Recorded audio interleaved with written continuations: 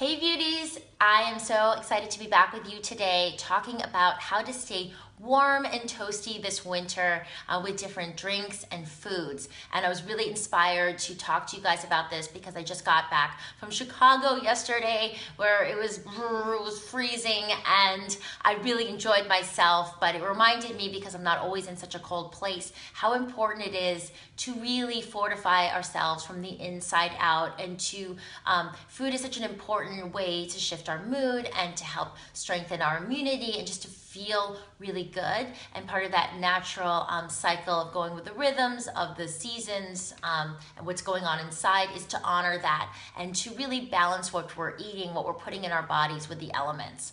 So along those lines, let's start with some practical tips starting from the morning up. I would say, and I've talked about this, I've mentioned this to you guys before, this is a great time of year when you're making with your hot water lemon, is just to throw a couple ginger slices in there.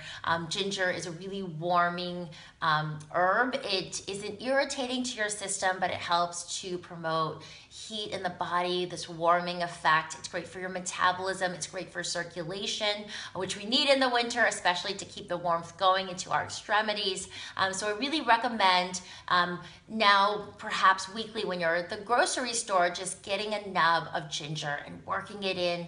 Again, the easiest way is your hot water with lemon in the morning to warm up first thing.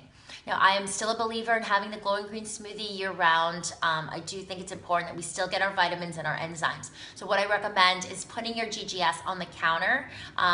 First thing in the morning, just letting it thaw out a little bit. If you make it in batches, or if you're making it fresh every morning, perhaps not using any frozen fruit. If you freeze your bananas, making the water maybe not as icy, so it just tastes a little bit closer to room temperature, and that way you can still get it into your system.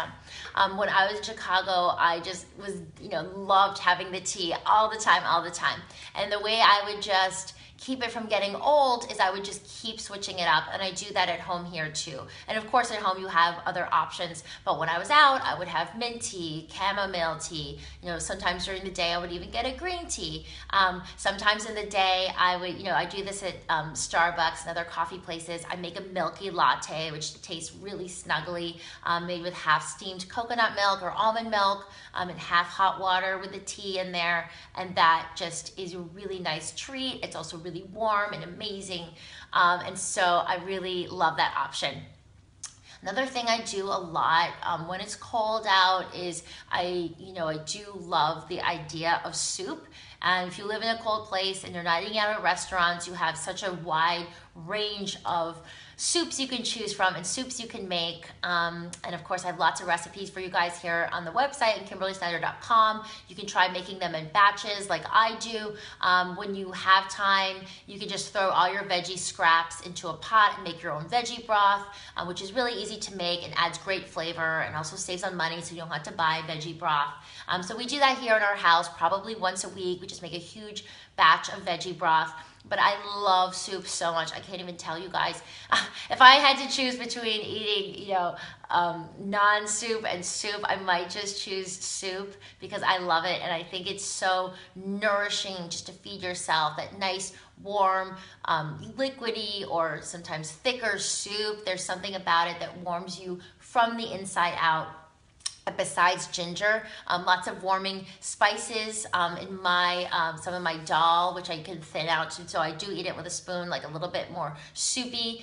Some of my Indian soups, I do use cinnamon sticks. Sometimes we think of cinnamon as just being sweet, but we can use cinnamon, cloves, turmeric, again the ginger. There's lots of warming spices that we can use, which are really, really delicious and will also just warm us from the inside out. Another thing we can do this time of year is have warm salads. So we still want some of that, that crunch, that raw element, but sometimes if we're just like, that salad just seems so cold, I don't want to eat it, you can just warm the greens really lightly, like spinach and the wilt, and it can be a little bit more appetizing for you if you're having a hard time eating salad this time of year. So I hope these tips help you guys. I got this idea from my Chicago trip and also from a survey that we sent to you guys. So I'm always listening to you. Please keep the questions coming. I'll answer them here on the Facebook Live or on the podcast, Beauty Inside Out. So thank you, beauties, so much. Stay nice and warm and cozy, and I will see you back here very soon.